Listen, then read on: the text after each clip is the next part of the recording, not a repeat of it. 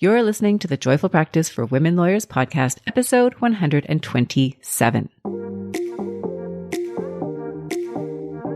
Welcome to the Joyful Practice for Women Lawyers podcast. I'm your host, Paula Price, lawyer turned certified executive coach. This podcast was created to empower women lawyers just like you to create a life and practice you love. Join me every week for a break from the hustle so we can focus on you, what you truly want, and how you can create it. If you're over the overwhelm, done with putting out fires, and ready to redefine success on your own terms, you're in the right place. Ready for today's episode? Let's dive in. Do you sometimes struggle with your levels of confidence?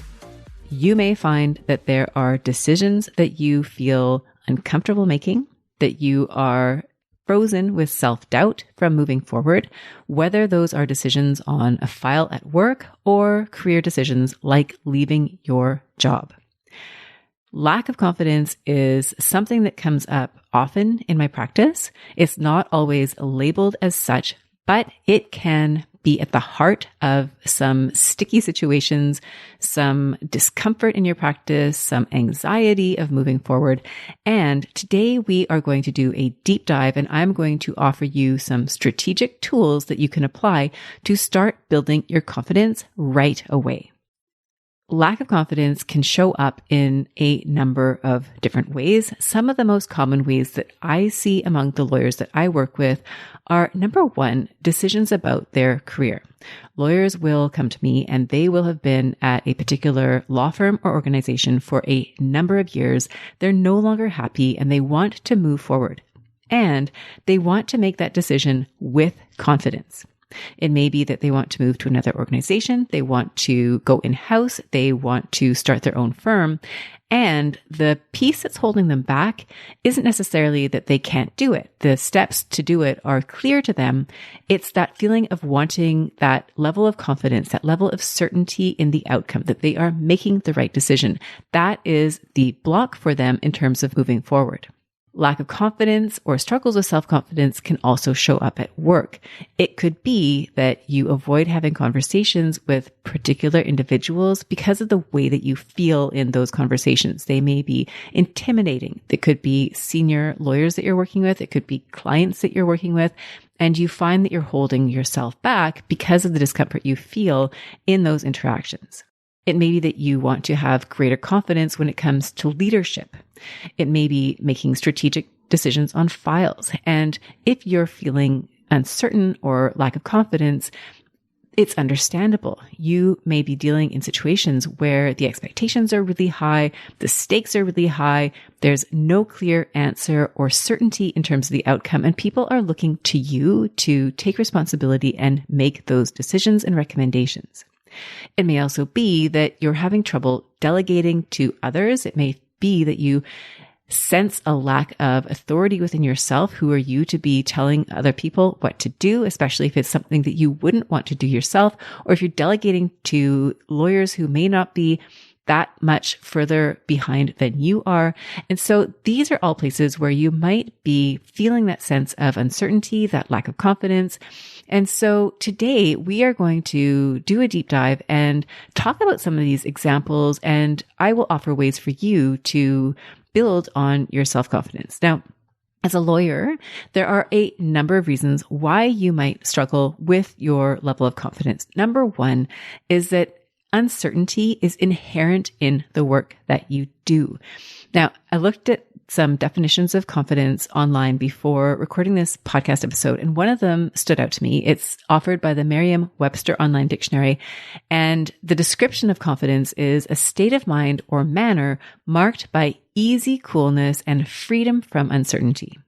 Now, if your legal practice is anything like the practice that I had, certainty is not part of the game. When you go to court, you can do everything that you can that is in your power to win your application, to win the trial. But at the end of the day, there are always going to be factors that are outside of your control. And the notion of certainty doesn't necessarily exist in the planes that you're working in.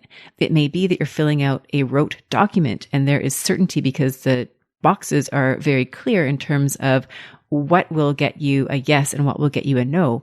But in a legal practice, there are so many shades of gray. And as a mentor used to tell me when I was practicing law, that is part of the skill. That is the judgment. That is the professional exercise of discretion that your clients are turning to you for. So uncertainty is inherent in the work that you do as a lawyer. And so if certainty is what you're looking for the feeling of confidence, then of course you're going to struggle to have that feeling of confidence. You may also find that you are surrounded by high achievers and you compare yourself to them. These may be high achievers who are at the same level as you, and it may be more senior lawyers that are achieving. It may even be some of the junior lawyers that are coming up the ranks, and you look at them and you look at yourself and you're comparing yourself and you feel like you don't measure up. You may have a fear of judgment. You may not want to appear like you don't know what you're doing, and you may feel like you should already know how to do something if somebody asks you to do it. And so you have that feeling of self-doubt, like you should already be there. You should already know that. And so you might find that you shy away from asking for help, and that might further contribute to your feelings of not feeling confident. You are in an environment where there are high stakes. It may be the amount of money that is involved. It might be somebody's family if you're a family lawyer. It could be somebody's freedom if you're a criminal lawyer. And there may be reputation involved, whether it's the reputation of your client, the reputation of you and your firm.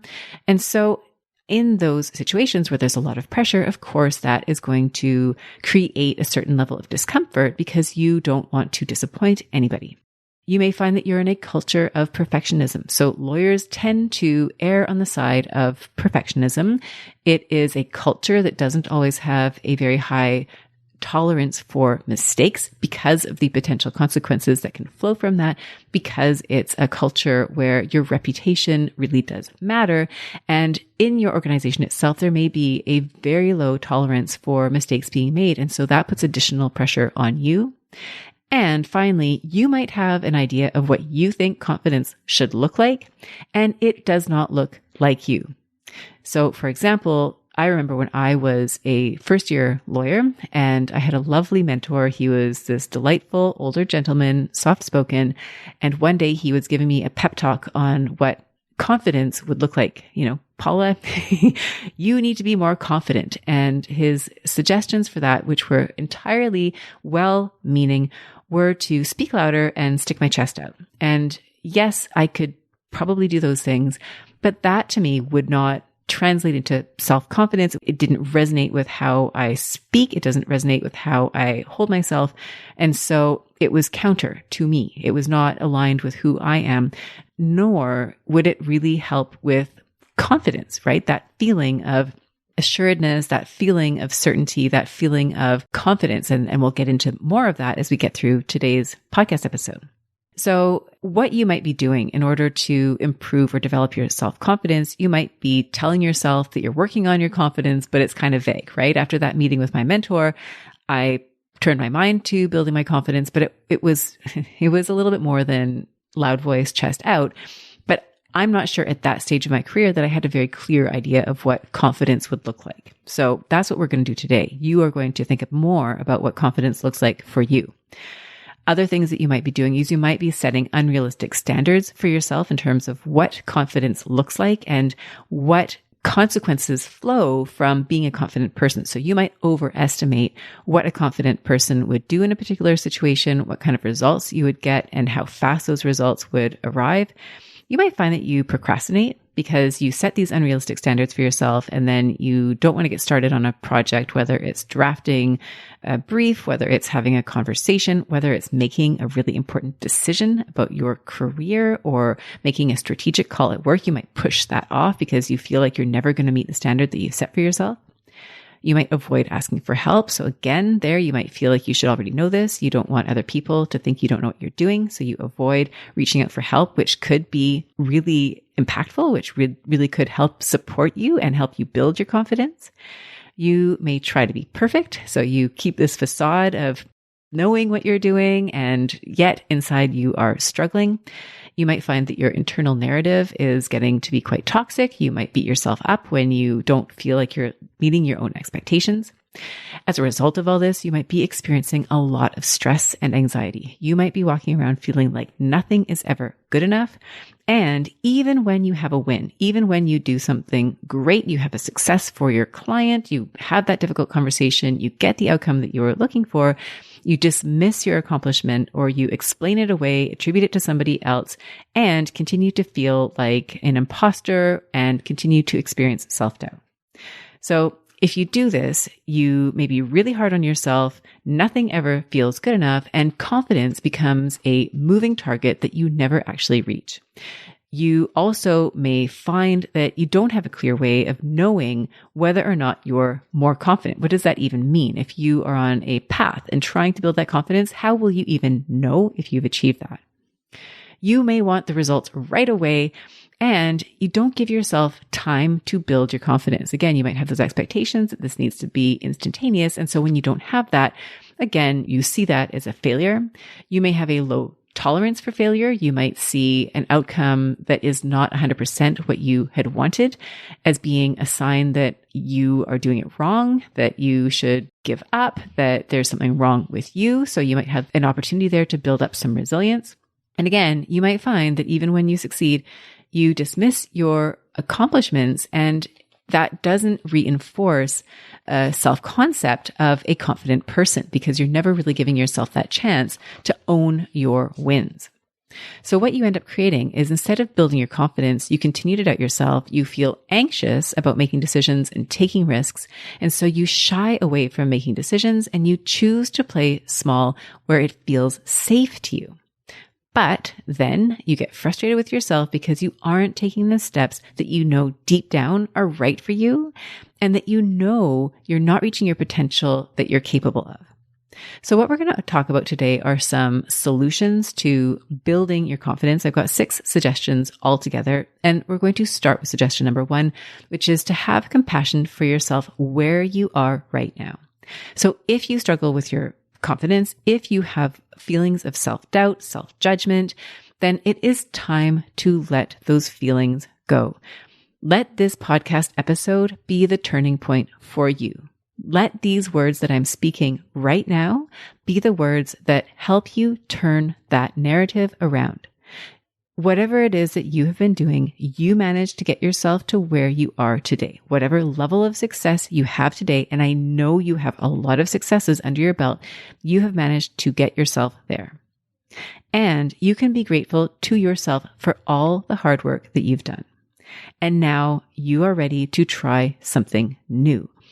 Now, I have a client that I worked with earlier in the year, and she was such a wonderful example of a lawyer who reached great levels of success. She had a very successful practice and was looking to expand her practice, and she knew that she could do it. But the way that she had operated up until that point involved a lot of self-criticism, a lot of being really hard on herself. And so the biggest shift that she made in our work together was to change the dynamic of her internal narrative so that instead of having this voice of criticism that was pushing her and forcing her to move forward, she was able to rewire that narrative so that it was so much more supportive, so that she felt so much less anxiety and discomfort in her work because she now had an internal narrative that was so much more supportive. So if you have challenges with that inner critic voice, I have a podcast episode. I recorded it a couple of weeks ago. And so you might go back and listen to that for some ideas about how to deal with an inner critic. So that's step number 1, is to have compassion for yourself where you are right now. And this will be your starting point moving forward. Now, the second suggestion that I have for you is to identify how you will measure confidence. Again, confidence is this nebulous thing. And if you set yourself on a mission of achieving a nebulous goal, then you're going to get nebulous results. And I did a whole podcast episode last week about great goals and smart goals and stretch goals. And so if you want to listen to a podcast where you can break down goal setting, go back to last week's episode. There's lots there for you to digest. The objective here, when you're building your confidence, is to get a clear idea in your mind's eye about what increased confidence actually looks like to you. So if you can imagine you at your most confident self, what are you doing differently from what you're doing currently? How do you speak? What words do you choose? How do you say those words? How is the tone of your voice? Are you speaking loud, chest out? Are you speaking quietly? What is confident speech to you? You might think about how you problem solve. So you are going to have challenges. That is a part of your job. It's a part of your life. The challenges are not just limited to what goes on in the office. So who are you in that moment? When the challenge presents itself and it seems unsolvable, who are you and how do you proceed in those environments? What does your body language look like? How do you hold yourself? There is something to it. And if you look up Amy Cuddy, she's done a TED Talk all about body language, power poses, the physiology of how you hold your body and how that makes you feel in terms of confidence. So what does that look like to you? How do you plan for your day? When you're feeling confident and you arrive at the office, what does that look like? Do you sit down and look at your calendar and figure out what your day is going to look like? Or are you scrambling and reactive and trying to figure out how you're going to fit it all in? You can see the difference between that confident version of you and maybe that less confident version of you. How do you approach difficult conversations? Chances are there are individuals at work and outside of work where you are going to need to have conversations that are difficult. When you feel confident, how do you prepare for those conversations? How do you show up in those conversations? How do you articulate your point of view if it differs from the point of view of the person that you're speaking with? If the person that you're speaking with is rude, if they are curt with you, if they are getting upset with you, how do you want to hold up your side of the conversation? What does that look like when you are feeling confident? What happens when you make a mistake? The idea that somebody who is confident is never going to make a mistake simply isn't true. Confident people make mistakes. Confident people even have self-doubt. And so the question is, how do you want to carry yourself when you make a mistake? And how is that different from what you might be doing currently? And finally, what happens when you succeed? Confident people will succeed. And the question is, how do you want to act in that moment when you win the application, when the client is thrilled with the result, when you have that difficult conversation and you walk away from it and you feel good about that conversation? How do you want to be in those moments? Now, another way to measure self-confidence, apart from what it looks like, is to ask yourself what it feels like. And one really great way of doing this is to have a ranking scale. So imagine confidence being on a range of 1 to 10, where 10 is the absolute maximum level of confidence. What does that feel like to you? Think of a time in your life where you felt really confident about a decision that you made or a result that you got. What did that feel like in your body? Maybe it felt like a tingling in your chest. Maybe you felt excited. Maybe you felt satisfied, certain. Maybe you felt grounded. Ask yourself what it felt like. Where did it show up in your body? And try to channel that feeling of confidence. The reason I ask you to do that is because then you'll be able to assess, number one, what it feels like to you. So you have greater awareness of when you're feeling confident, and you'll be able to see as you go throughout your day when you're feeling more confident, maybe when you're at a 7 or an 8 out of 10, and where you're feeling less confident. Maybe you're at a 1 or a 2. So just gaining that awareness and being able to gauge your level of confidence allows you to increase your knowledge of how confident you actually are. So this is a subjective way of measuring it, but you've now got an additional tool to decide where you feel confident and where you do not feel confident. So you can notice the ebbs and flows in your day, and you can start to assess yourself. And confidence is one of those things that I think really does become situational. So you might find there are environments where you feel very confident and environments where you feel much less confident.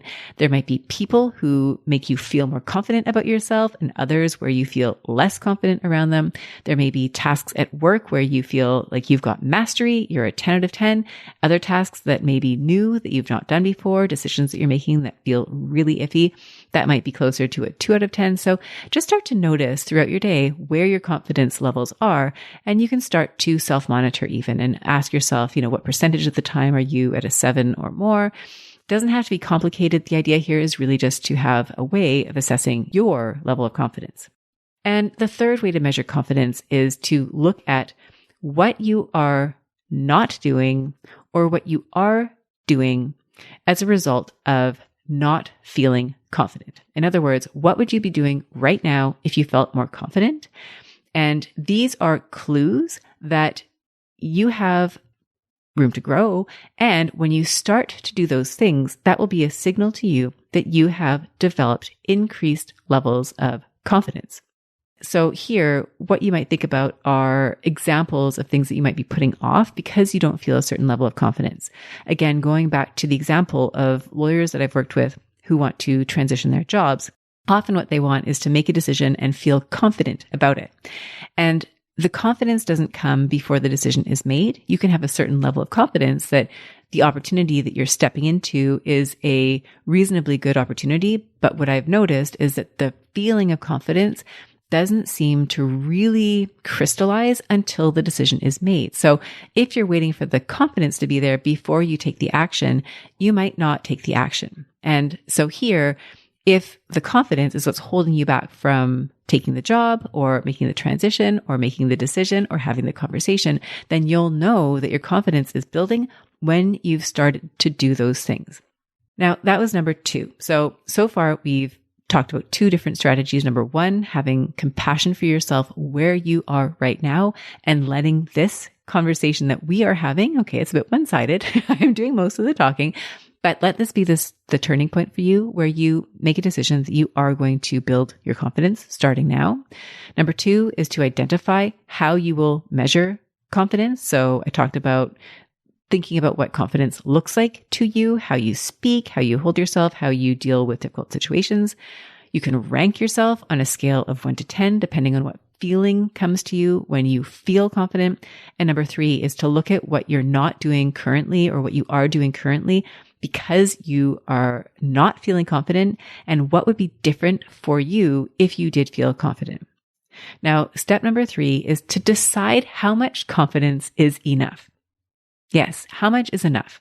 And this goes back to that idea of chasing an impossible threshold that you may never reach. What if we did things a little bit differently? Now, to start out with, I think having an idea in your mind's eye of what would be different for you at 100% confidence is a very useful tool to dream big, to see what is possible for you. And I recorded a podcast episode about closing the confidence gap and why it is important.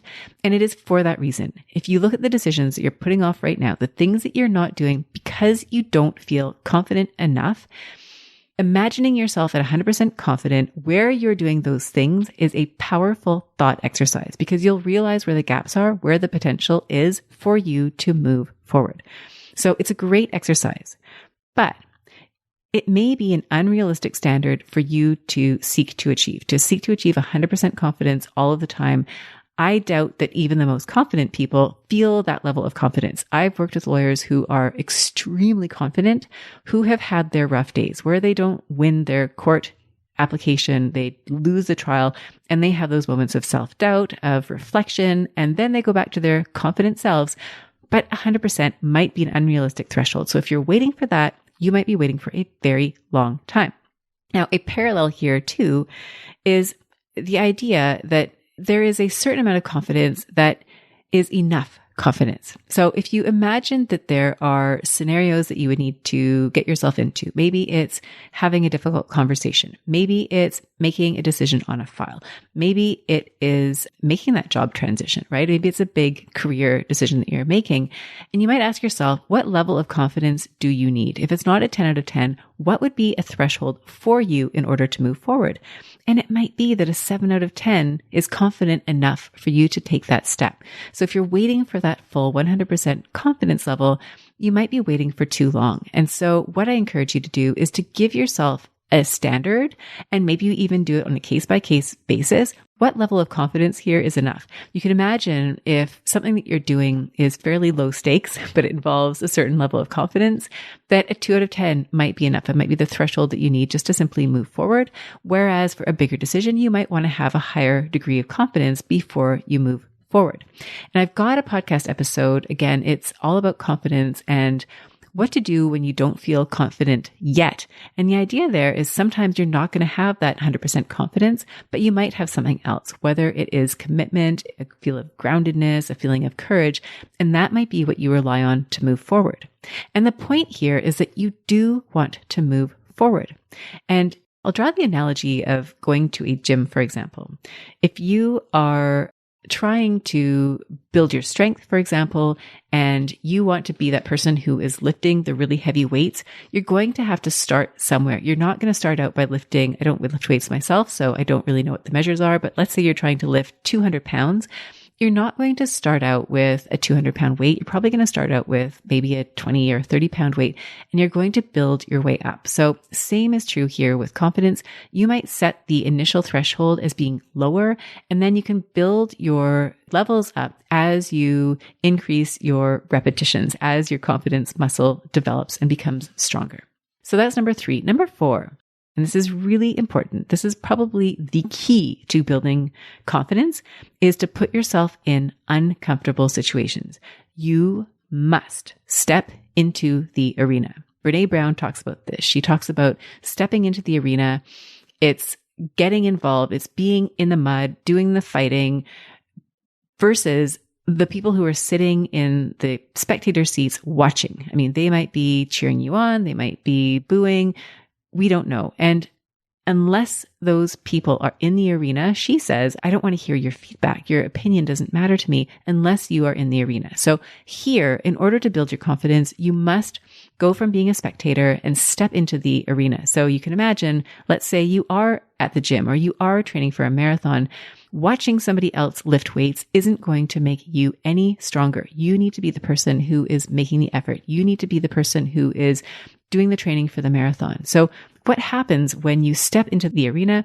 You're going to build your confidence by doing hard things, not by watching other people do their hard things and build their confidence. So what does that mean? It means you're going to be setting goals. It means you're going to be making decisions. It means you're going to set boundaries. You're going to need to say no. It might mean that you're leaving your job. It might mean that you're starting your own practice. It might mean that you attend the networking event. You might ask for the promotion. There are all these ways in which you are going to be stepping into the arena. You are going to be building your confidence muscle because you are doing those hard things. Now, the next item, the next strategy that I'm going to offer is to manage your expectations. Now, when you decide to commit to building your confidence, you can expect that it is going to be difficult. You are going to be in situations that are going to be stressful.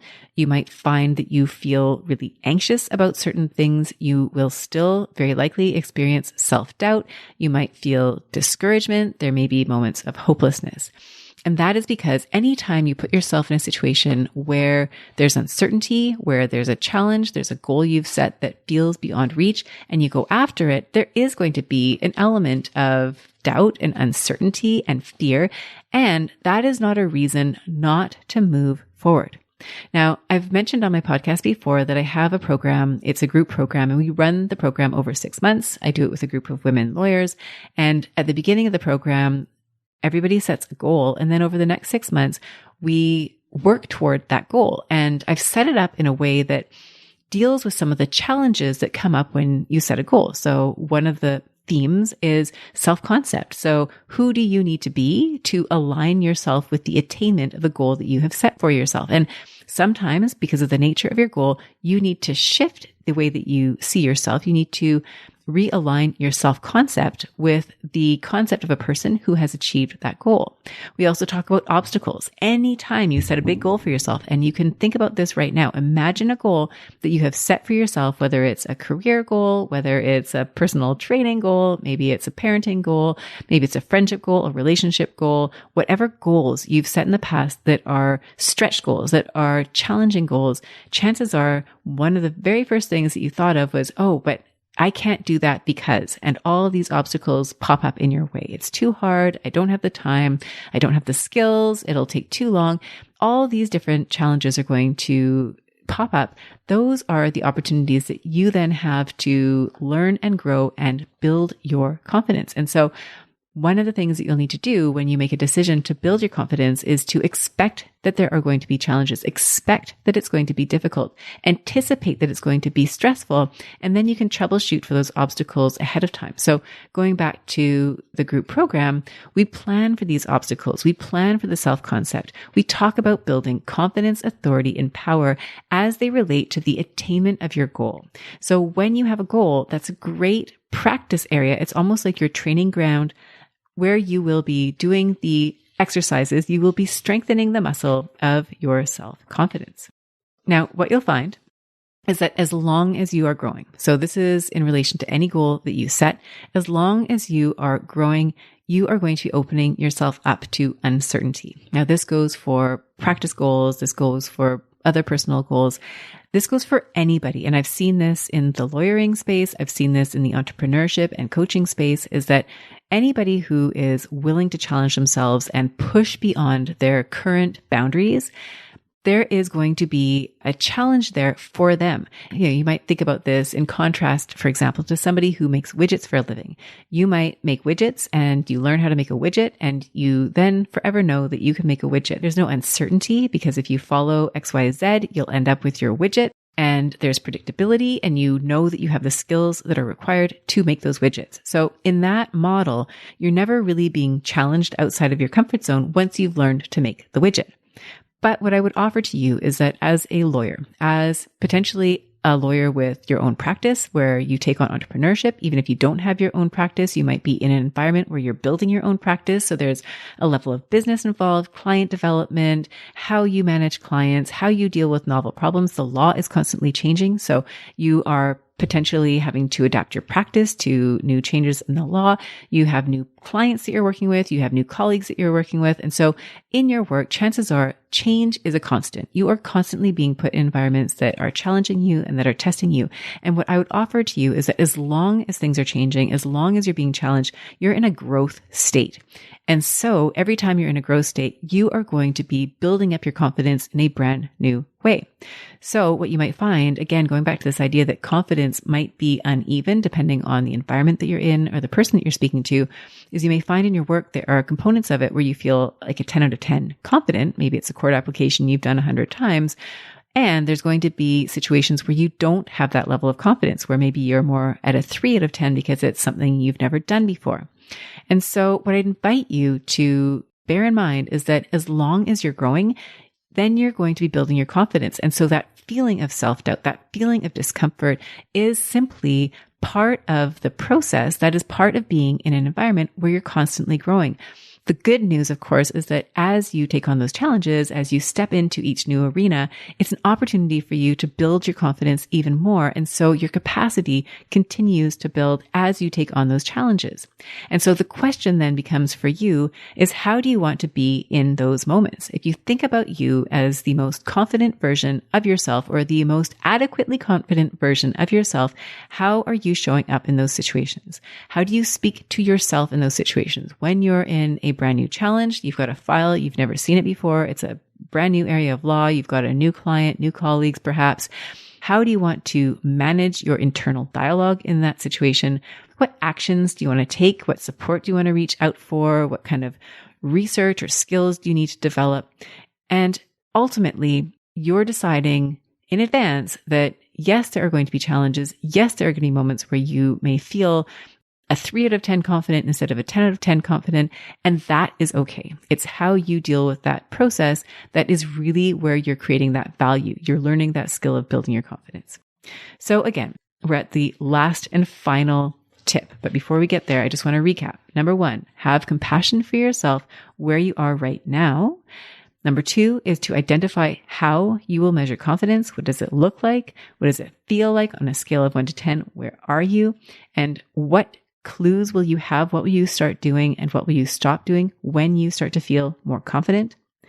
You want to put yourself in uncomfortable situations. You want to hop into the arena. That's where you're really going to build your confidence. You want to manage your expectations. So this is the idea that confidence is not a one and done thing. As long as you keep growing in your practice, you're going to continue to have opportunities to increase your confidence levels. And finally, number 6, you want to celebrate your results and reinforce your self-concept as a confident lawyer. Now, I think that lawyers can be the worst at celebrating their success. I recall when I was practicing as a litigator, the office that I worked in was about a 10-minute walk from the courthouse. And so I would walk up to the courthouse after hours and hours of prep. I would have the court application and I would usually be successful. There are a few times where not, but most of the time it was successful. And I can remember walking back, and it would take me about 10 minutes to get back to the office. And over the course of those 10 minutes, I will have not really thought about the success. I would have been thinking about all the emails that were waiting for me. I would have thought about all the work that I'd pushed off so that I could get ready for my court application. So by the time I got back to the office, I was no longer thinking about the court application. There was no real celebration. It was simply, okay, that is done. It's time to move on.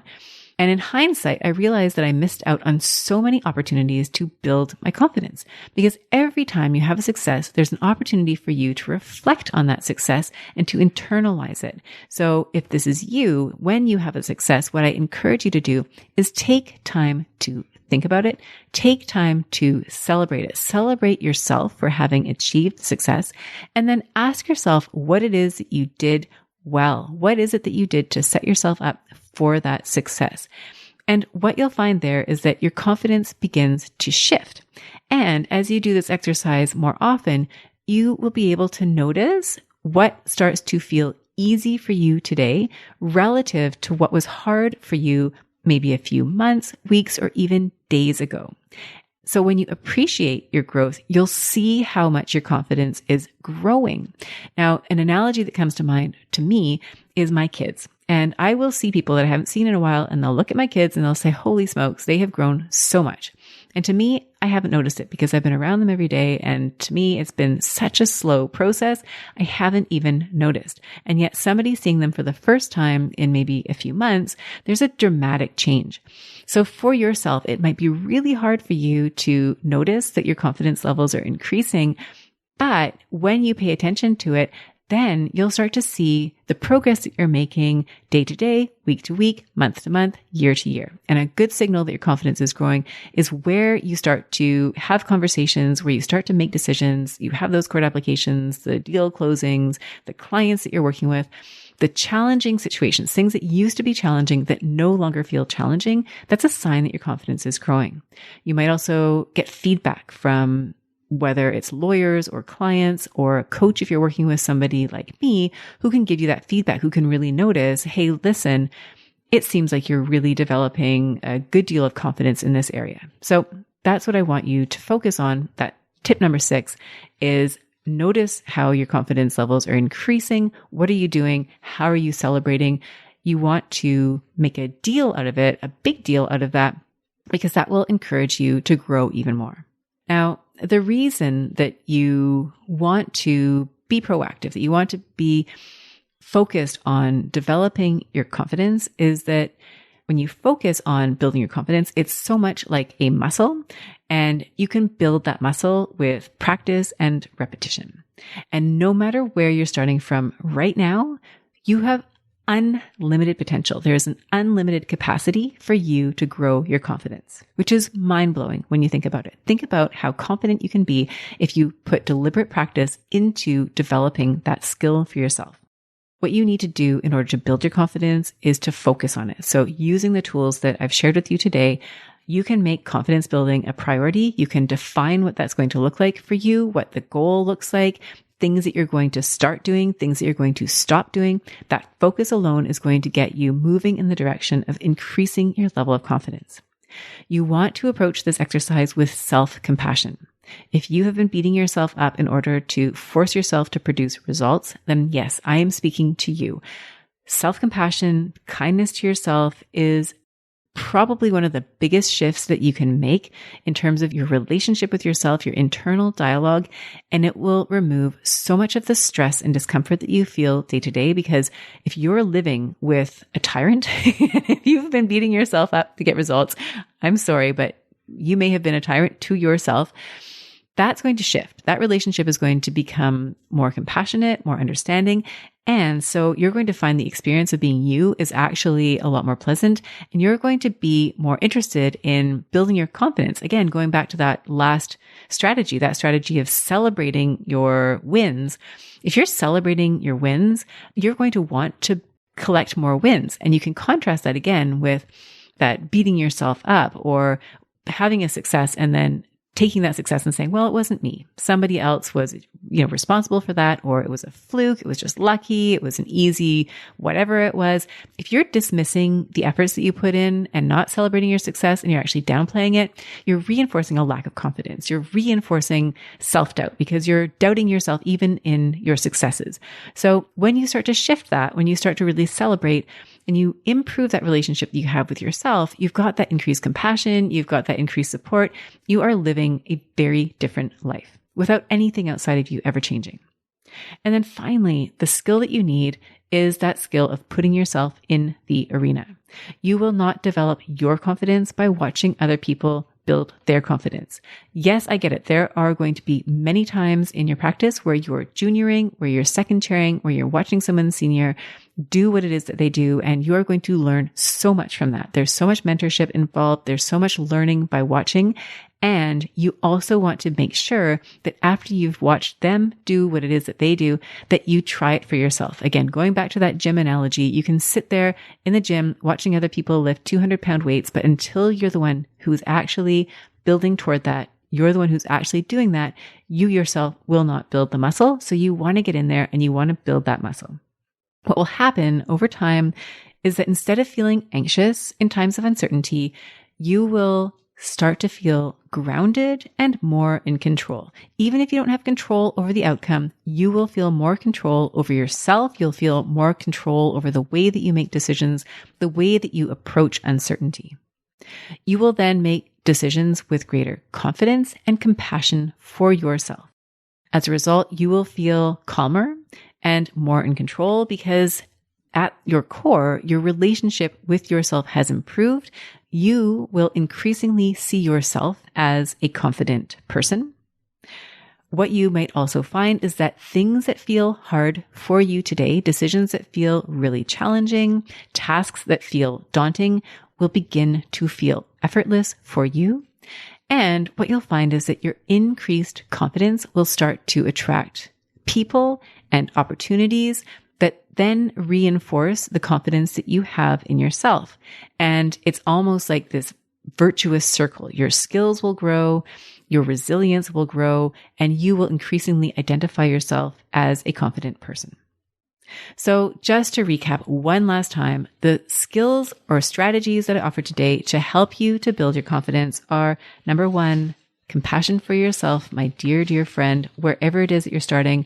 Please let this be the moment where you turn things around. Even if you have a strong sense of self-confidence, I would encourage you to make that an even stronger sense of self-confidence, to build from where you are right now with compassion and with encouragement for yourself. Number two is to be clear about what confidence is actually going to look like for you. So if you're building your confidence, what does that look like? How will you speak? How do you deal with conflict? How do you deal with challenges? What happens when you make mistakes?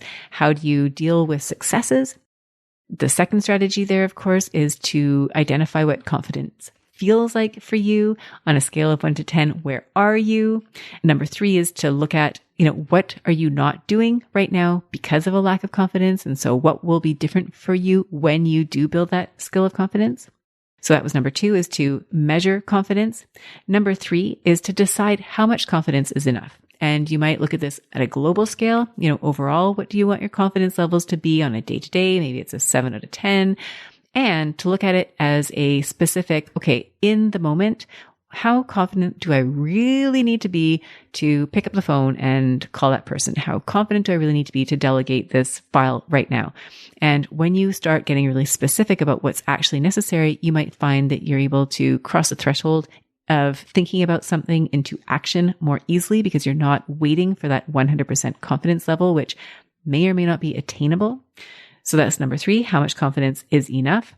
Number four is to put yourself in uncomfortable situations. You want to step into the arena so that you can build your confidence by doing the hard things, showing yourself, proving to yourself, and maybe to others that you are capable and confident you can get the job done.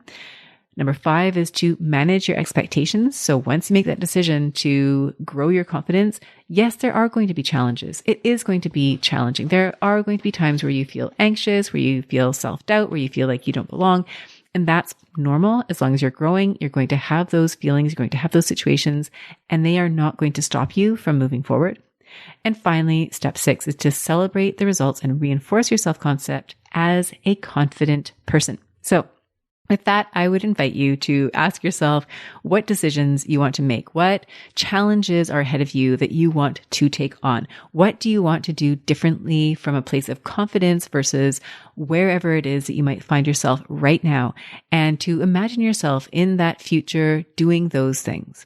Now, if you would like support, if you'd like help, of course, you can reach out to me. I am here to support you and would love to do that. And if you're interested in learning more about my group program, of course, you can reach out and ask me about that. One-to-one coaching, of course. If you have been listening to this podcast and you would like to give me a rating and review, please do that. It absolutely helps others find this podcast. And it, of course, just feels really good to know that you're listening and to know that this is making a difference for you, that this is impactful. Whenever I get feedback, whenever I meet anybody who has been listening to the podcast, it's always such a treat. I get so much joy out of knowing how this podcast is impacting you. So thank you for your feedback. Thank you for leaving the reviews. I truly, truly appreciate it. And with that, I'm going to sign off, and I very much look forward to seeing you next week. And of course, going back to today's theme, I look forward to seeing you in the arena. Take care. Bye for now. If you enjoyed today's show and don't want to miss an episode, subscribe and follow the show wherever you listen to your podcasts. If you haven't already, please leave a rating and review. Your feedback will help me create a podcast that's tailored to your needs and goes straight to the heart of what matters to you. For instructions on how to subscribe, rate, and review the podcast, visit www.thejoyfulpractice.com/podcast launch. See you next time. Thank you for listening to this episode of the Joyful Practice for Women Lawyers podcast. If you want more information, visit www.thejoyfulpractice.com. See you next week.